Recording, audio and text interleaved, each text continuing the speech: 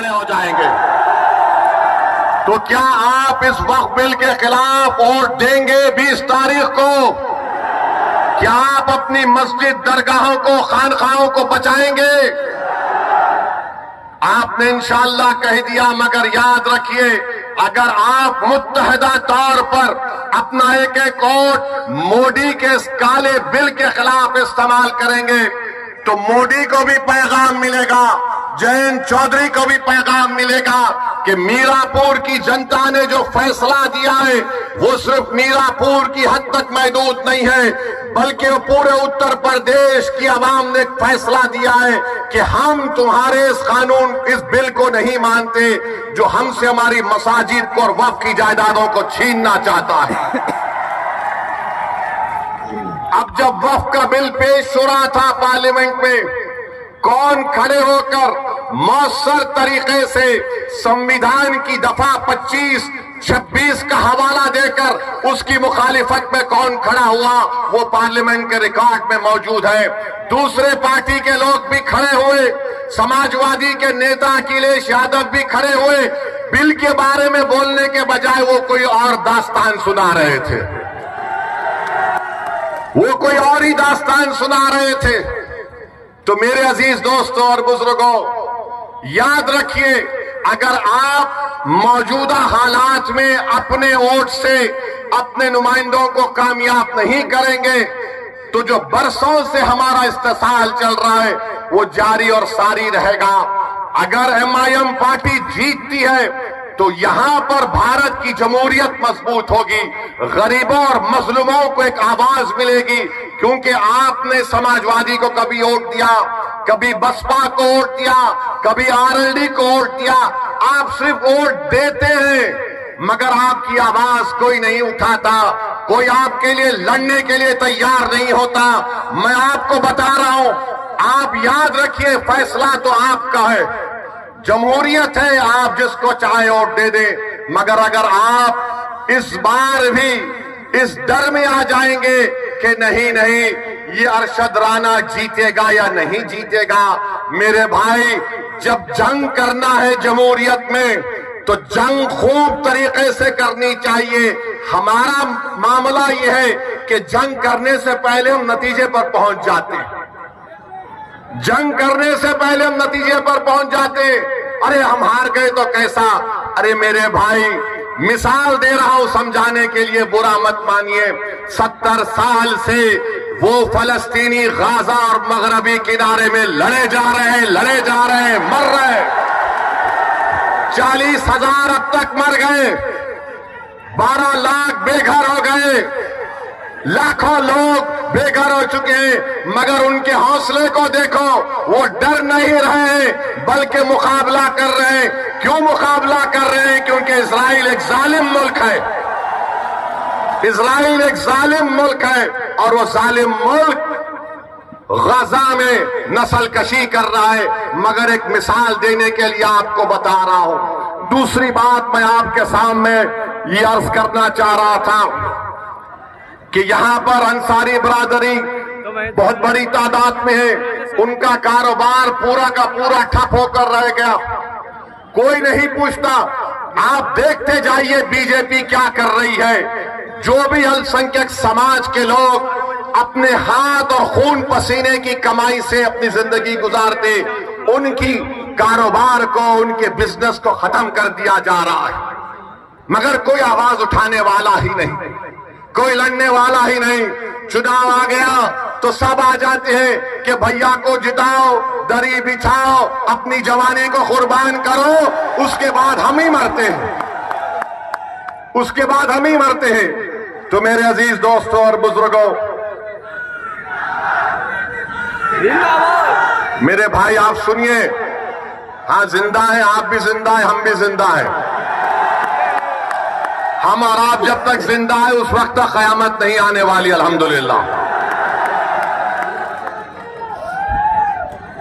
अब तीसरी जो अहम बात हम आपको बताना चाहते हैं, यहां पर आप जानते हैं कि मजलिस पार्टी जब लड़ रही है तो मुझे बताया गया कि हस्बे आदत, हस्बे रिवायत हमारे जो सियासी मुखालिफिन हैं वो बोलना शुरू कर दिए भाजपा का फायदा हो जाएगा, भाजपा का फायदा हो जाएगा। कहां से फायदा होगा मुझे बताओ। अच्छा, यहां पर एक और विधानसभा में उत्तर प्रदेश में चुनाव हो रहा है, करहल में हो रहा है। करहल में बीजेपी का उम्मीदवार कौन है? अखिलेश के भाई धर्मेंद्र का बहन वही लड़ रहा है। तुम अपने परिवार को नहीं रोक सकते और तुम आकर यहां पर मीरापुर में कह रहे हो कि मजलिस लड़ रही है तो फुलां को फायदा हो जाएगा। अरे तुम्हारे भाई का बहन भी लड़ रहा है, यानी तुम्हारे परिवार हर पार्टी में बैठकर मलाई और गुलाब जामुन खा लेंगे और हमको वोट ना दे कोई। ये कैसे होगा बताइए आप। और अहम बात मैं आपको याद दिला रहा हूं, 2012 सितंबर, ये मुजफ्फरनगर जिले में आता है। अखिलेश यादव मुख्यमंत्री थे, मुजफ्फरनगर का फसाद हुआ। आजादी के बाद सबसे ज्यादा अल्पसंख्यक समाज के मुसलमान अगर बेघर हुए 50,000, इसी अखिलेश यादव जब मुख्यमंत्री थे बेघर हुए थे। जो खेतों में रह रहे थे, पर्दों के टेंट में रह रहे थे, और यही अखिलेश यादव मुख्यमंत्री थे जब 50,000 लोग बेघर हो गए थे। किसी के माओ की इज्जत लूट ली गई, किसी के बहनों को कत्ल कर दिया गया। आप कैंपों में जिंदगी गुजार रहे थे और अखिलेश यादव सैफई में उत्सव मना रहे थे, मुंबई से एक्टरों को बुलाकर नाच गाना करवा रहे थे। यही अखिलेश यादव थे जिन्होंने बुलडोजर चलाया था उन रिलीफ कैंपों के ऊपर। तो मेरी आपसे गुजारिश है कि याद रखिए, यही समाजवादी पार्टी की हुकूमत थी, यही मुजफ्फरनगर का इलाका था जहां पर यह हुआ था। और जब मुजफ्फरनगर का कांड हुआ, कौन उन कैंपों में जाकर फिर कर उन गरीबों की मदद करने के लिए आया था? मैं 3 दिन इस कैंपों में रहा, जाकर देखता रहा। उस जमाने में मैं आया और हमारे एक दोस्त शाहनवाज साहब थे, मरहूम जफरयाब जिलानी साहब के साथी थे। मेरे अजीज दोस्तों और बुजुर्गों, ये बात आप अपने जहन नशीन कर लीजिए। 20 तारीख के दिन अपने एक वोट का इस्तेमाल करिए और फिर इस विधान यहां पर ककरौली गांव में मैं हम पुलिस से भी गुजारिश करेंगे, आप देखते ही हमको चालान मार देते हैं। हमको मालूम आप बहुत हमसे मोहब्बत करते हैं, मगर इतनी ज्यादा भी मोहब्बत मत करिए जो हमारी जेब खत्म हो जाए। मेरे अजीज दोस्तों और बुजुर्गों, और फिर आ जाइए, आपके मुख्यमंत्री बाबा के ऊपर भी कुछ बोलना पड़ेगा। आजकल बाबा महाराष्ट्र में फिर रहे, सुनिए, महाराष्ट्र में फिर रहे और नहीं जरूरत है, और नारा लगाए हैं, बटेंगे तो कटेंगे, बटेंगे तो कटेंगे बोलते हैं। मैं उत्तर प्रदेश के मुख्यमंत्री से वो चैलेंज कर रहा हूं, झांसी में मेडिकल कॉलेज में 10 मासूम बच्चे जलकर मर गए। 10 मासूम बच्चे जलकर मर गए। और जब वो वार्ड में, न्यू नेटल केयर के वार्ड में एक शख्स था जिसके 2 जुड़वा बेटियां भी उस न्यू नेटल वार्ड में थे। जब वार्ड में आग लगी तो शख्स कूद, जुड़वा बेटियां जलकर मर गई। और उस शख्स का नाम आपको मालूम क्या था? जिसने 10 से ज्यादा मासूम बच्चों की जान बचाई, जो 6-8 महीने के बच्चे बच्चियां थे। उस शख्स का नाम याकूब मंसूरी था। याकूब मंसूरी कूद गया आग में। ये नहीं देखा मुख्यमंत्री बाबा योगी आदित्यनाथ, नरेंद्र मोदी, देखो याकूब मंसूरी आग में कूदकर ये नहीं देखा कि किस समुदाय, किस मजहब के मानने वालों के बच्चे हैं। वो ये देखा कि बच्चे जल रहे हैं और कूद गया। ये अल्लाह को कुछ और ही मंजूर था, वो अपनी 2 मासूम जुड़वा बच्चियों को नहीं बचा सका। मैं योगी आदित्यनाथ को चैलेंज कर रहा हूं, क्या तुम याकूब मंसूरी को बुलाकर उसके सामने बोल सकोगे बटोगे तो कटोगे? बोलो योगी आदित्यनाथ, क्या तुम बोल सकोगे कि बटोगे कटोगे? याकूब मंसूरी को बोलो। क्या देश के प्रधानमंत्री याकूब मंसूरी को बुलाकर बोलेंगे एक है तो सेफ है? किसके लिए नारे लगाए जा रहे हैं? किसके खिलाफ जहर फैलाया जा रहा है बीजेपी की तरफ से? ये सब के सब भाजपा के लोग एक समुदाय के खिलाफ नफरत पैदा करने का काम कर रहे हैं। याद रखो मोदी योगी आदित्यनाथ, देश रहेगा, आप और हम खत्म हो जाएंगे, देश बाकी रहेगा। और इस देश की ताकत यहां की भाईचारगी और मोहब्बत है। अगर आप नफरत घोलेंगे एक समुदाय के खिलाफ, आपको सियासी फायदा तो हो सकता है वक्तिया तौर पर, मगर क्या इससे देश मजबूत होगा? बटेंगे और कटेंगे का मतलब क्या है बताओ हमको? अरे बांग्लादेश में जो हुआ, तुम शेख हसीना को क्यों रखे भारत में बुलाकर? उसको भी भगा देते। बांग्लादेश से भाग कर शेख हसीना आ गई, मोदी जी बोले आ जाओ मेरी बहन यहां पर रह जाओ। और हमको योगी बोल रहे हैं बटेंगे तो कटेंगे। मेरे अजीज दोस्तों और बुजुर्गों, ये बीजेपी के मंसूबे हैं, इस तरह की वाहियात बातें करते हैं। भारत के प्रधानमंत्री क्या कहते हैं? एक है तो सेफ है। 10 साल से सेफ नहीं थे क्या मोदी जी? 10 साल से देश सेफ नहीं था क्या? अरे मैं इसका जवाब ये दिया हूं, अनेक है तो अखंड है भारत में। एक है तो सेफ को नहीं मानते, अनेक है तो अखंड है। इस देश में अंसारी भी है, कुरैशी भी है, जोजा भी है, सैफी भी है, दलित भी है, बैकवर्ड क्लास भी है, अपर कास्ट भी है, ठाकुर भी है, ब्राह्मण भी है, मराठा है। इस देश की ताकत तो यही है मोदी जी, मगर आरएसएस की कोशिश एक ही है। इसीलिए मोदी जो कह रहे ना कि एक है तो सेफ है, हम कह रहे अनेक है तो अखंड है। मेरे अजीज दोस्तों और बुजुर्गों, क्या अच्छा ये भी है नहीं, इसमें लिखकर मुझे दिया गया है कि 2012 के चुनाव के मैनिफेस्टो में अखिलेश यादव ने 18% रिजर्वेशन का वादा किया था। अखिलेश यादव के पास रिजर्वेशन है किसका है? खाली अपने खानदान और परिवार का। मैं बन जाऊं, मेरी वाइफ बन जाए, मेरा भाई बन जाए, चाचा का बेटा बन जाए, वही रिजर्वेशन है। आरक्षण खाली उनके परिवार के लिए, आपके लिए नहीं है। आपको गलतफहमी है, ये समाजवादी कभी भी आपका कोई काम करने वाली नहीं है, मगर आप ये समझते हैं कि क्या करें, मजबूरी है। अरे अब तो मजबूरी नहीं है ना, ये तो पार्लियामेंट का चुनाव नहीं है। आप यहां पर मुत्तहदा अपने वोट का इस्तेमाल करिए, अरशद राणा को कामयाब करिए, तो भैया का दिमाग भी ठिकाने लग जाएगा पूरी तरीके से, पूरी तरीके से दिमाग ठिकाने लग जाएगा। इनको मालूम होना चाहिए।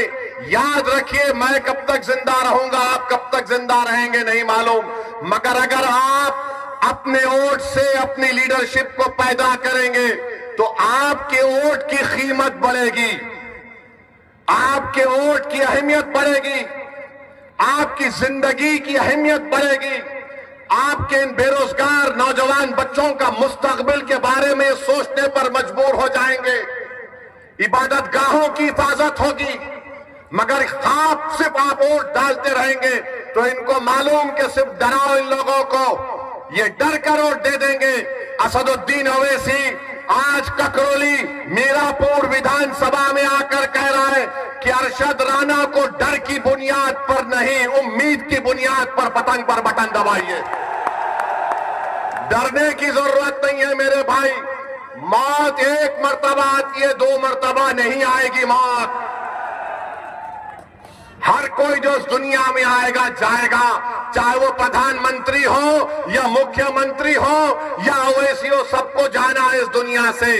मगर जब जाएंगे तो हम अपनी विरासत में क्या छोड़कर जाएंगे?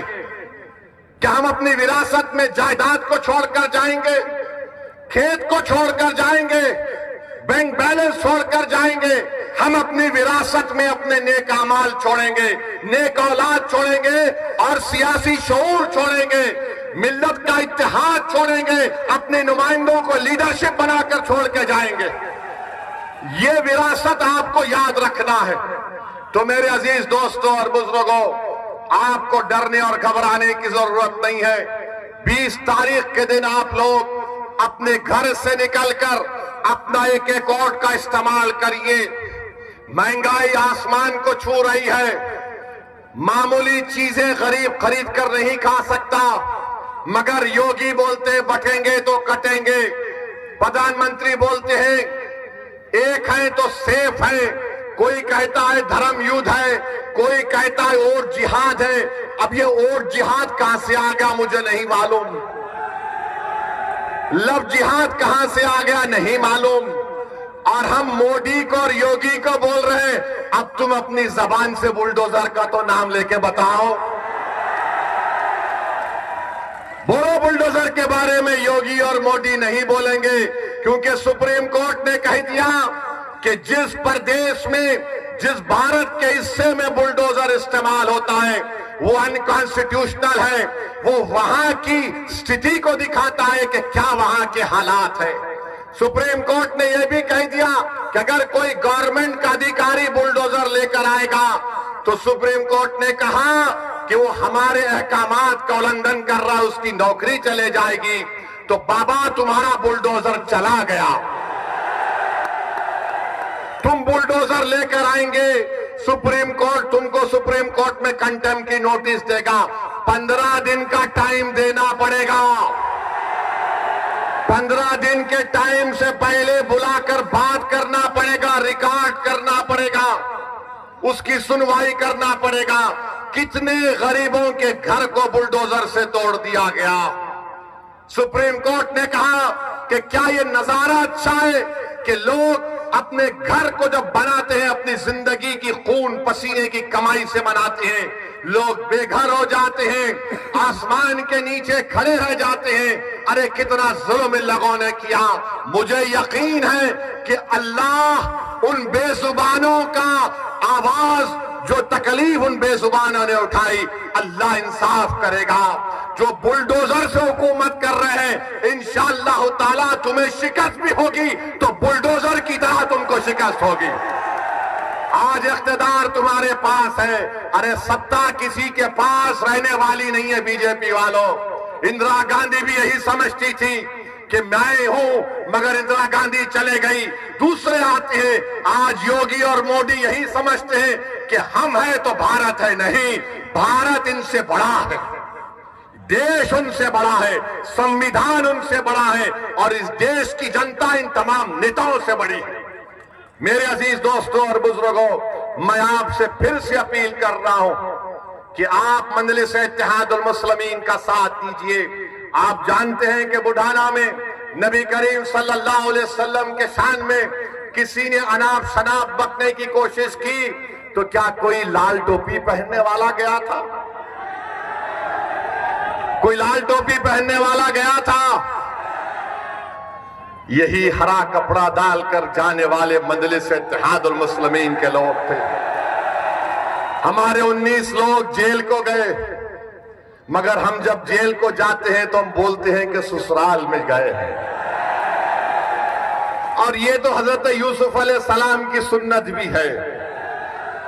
बड़े बड़े लोग जेल को गए और जब जेल से निकले तो बड़े नेता बने, मगर भैया जेल को नहीं जाते। आजम खान जेल को चले गए, अब्दुल्ला जेल को चले गए, मगर भैया नहीं जाएंगे। भैया के बारे में बोलेंगे ले दरी बिछाओ जवानी कुर्बान। अब मालूम हुआ कि आज रोड शो करने आ रहे हैं। अखिलेश, आपने गलत टाइम लिया यहां पर आने का आज। अच्छा, मालूम हुआ कि भैया ने कहा कि अब शेर के धार के सामने कुछ नहीं कर पाएंगे, तो कैंसल कर दिए वो।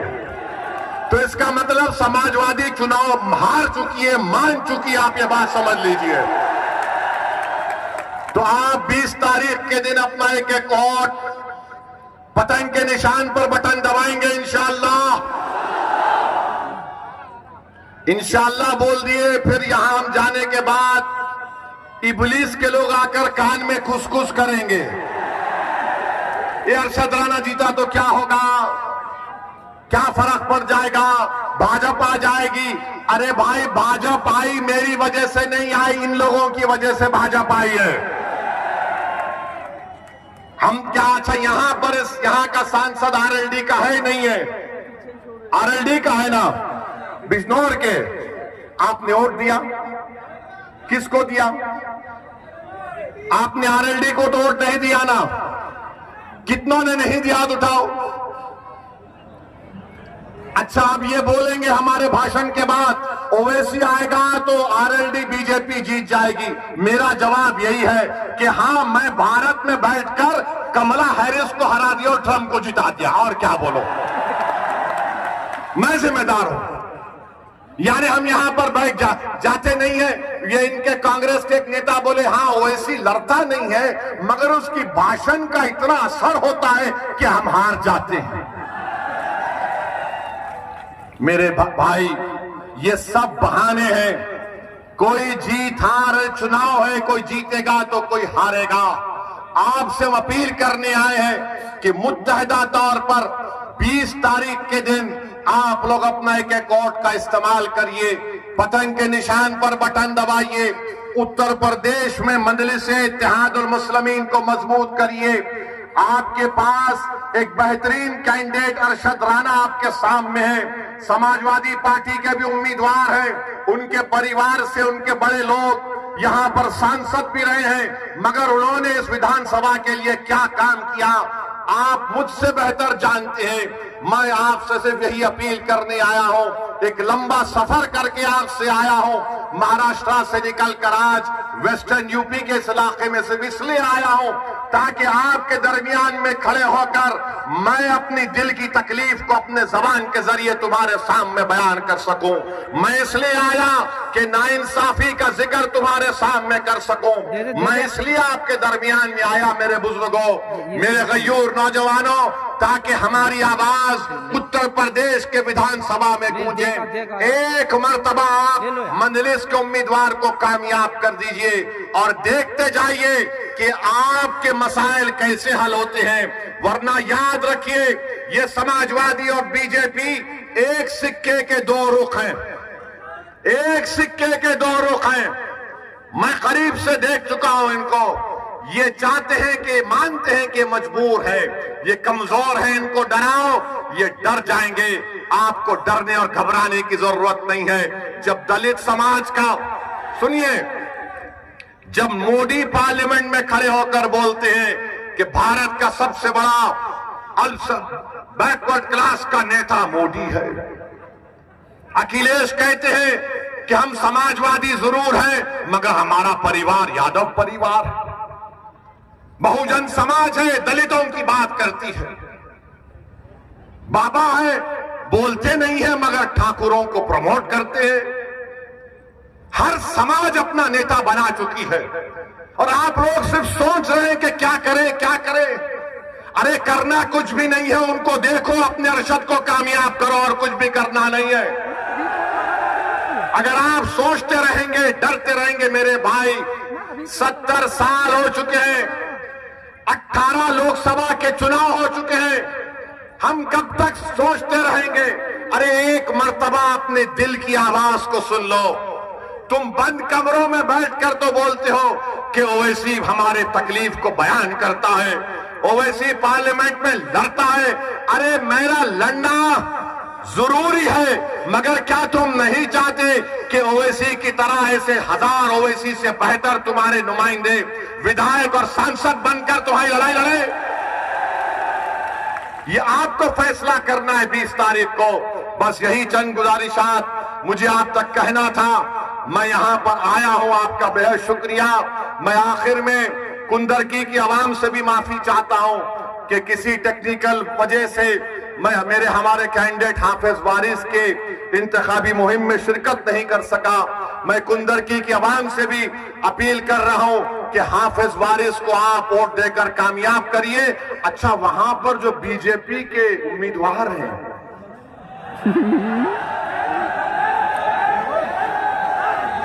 क्या क्या बोले जा रहे हैं। अब इकरार कर ले बेटा, इकरार कर लो।